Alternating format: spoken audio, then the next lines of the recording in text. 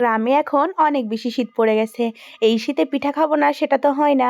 কিন্তু পিঠা খাবো কিভাবে বলেন? আটা তো শেষ হয়ে গেছে বাড়িতে। আসসালামু আলাইকুম সবাইকে। সবাই কেমন আছেন? আশা করি সবাই অনেক ভালো আছেন। আলহামদুলিল্লাহ আমরাও অনেক ভালো আছি। আজকে হঠাৎ করে আমার অনেক বেশি পিঠা খেতে ইচ্ছা করছিল। তাও আবার কি পিঠা জানেন? চলেন সবাই শেষে দেখতেই পাবেন কি পিঠা। পিঠা খেতে ইচ্ছা করছে, তবে বাড়িতে একদমই আটা ছিল না। আটাগুলো সব শেষ হয়ে গেছে। আপনাদের ভাইয়া যেমনও শুনেছে আমার পিঠা খেতে খুব ইচ্ছা করছে, সে বাজার থেকে আমার জন্য আটা কিনে এনেছে। তো তাড়াহুড়ো করে আমিও চলে গেছি পিঠা বানানোর জন্য। একটা হাঁড়ি নিয়ে নিয়েছি, তারপরে আটাগুলোকে নিয়ে নিয়েছি, সবকিছুই কিন্তু সুন্দরভাবে ধুয়ে নিয়েছি। শীতের পিঠা কিন্তু রাতে বানিয়ে সকাল সকাল ঠান্ডা পিঠা খেতে বেশি মজা হয়।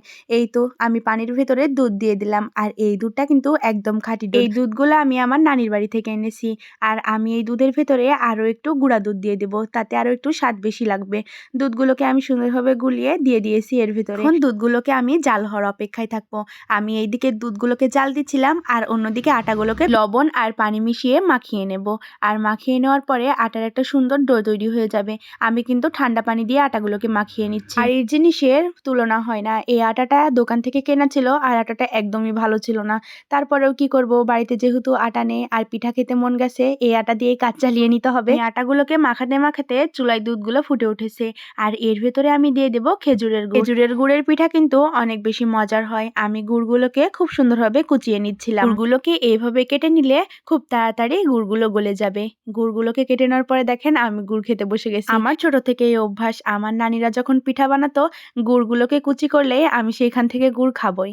তারপরে দেখেন ফুটন্ত দুধের ভেতরে আমি এলাচ, তারপরে তেজপাতা এইসব দিয়ে দিয়েছি। চুলায় দুধগুলো যেহেতু ফুটছে, এখন আমি আমার পিঠাগুলোকে বানাবো আর একটা একটা করে দিয়ে দেব। এই পিঠাকে আমরা আমাদের গ্রামের ভাষায় চষি পিঠা বলে থাকি। পিঠাকে কার অঞ্চলে কি কি নামে চেনেন অবশ্যই কমেন্টে জানিয়ে যাবেন। আমি এইদিকে গুড়গুলোকে দিয়ে দিয়েছি, আর গুড়গুলো দেওয়ার পরে আমি দেখছিলাম মিষ্টি হয়েছে কিনা। তারপরে দেখার পরেই তো একটা একটা করে বানাচ্ছিলাম, আর এই বলকের উপরে দিয়ে দিচ্ছিলাম। এই পিঠা খেতে আমার খুব ভালো লাগে। আমি কিন্তু কখনো এইসব পিঠা বানাইনি, তবে আমার নানির কাছ থেকে, আমার আম্মুর কাছ থেকে এই পিঠাগুলো বানানো দেখেছি। সেইখান থেকে আমার সব পিঠা বানানো শেখা। এই পিঠাটা আমার আম্মু বানাতেন, তার কাছ থেকেই আমার এই পিঠা বানানো শেখা। তো সেখান থেকে শিখে শিখে পিঠাগুলোকে বানাচ্ছিলাম। তারপরেও একটু ভুল হয়ে গেছিল, তখন আমি আমার আম্মুকে ফোন দিয়ে জিজ্ঞাসা করছিলাম যে কিভাবে কিভাবে বানাবো। আমার আম্মু ফোনে শিখিয়ে দিচ্ছিলেন।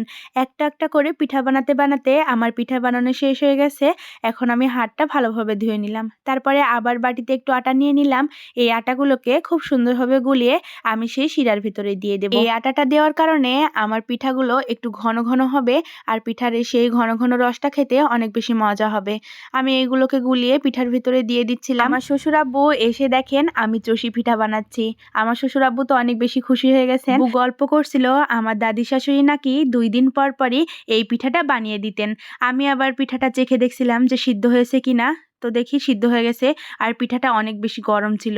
তারপরে দেখেন পিঠাগুলো খুব সুন্দরভাবে সিদ্ধ হয়ে গেছে, আর মাশাআল্লাহ আমি কিন্তু পিঠাগুলো বানাতে পেরেছি। আসলে মানুষ যে কোনো কাজ না পারলেও যদি মন থেকে করে, ইনশাআল্লাহ সেটা হবেই হবে। আর পিঠা তৈরি শেষ, পিঠাগুলোকে আমি ঘরে এনে নামিয়ে নিয়েছি।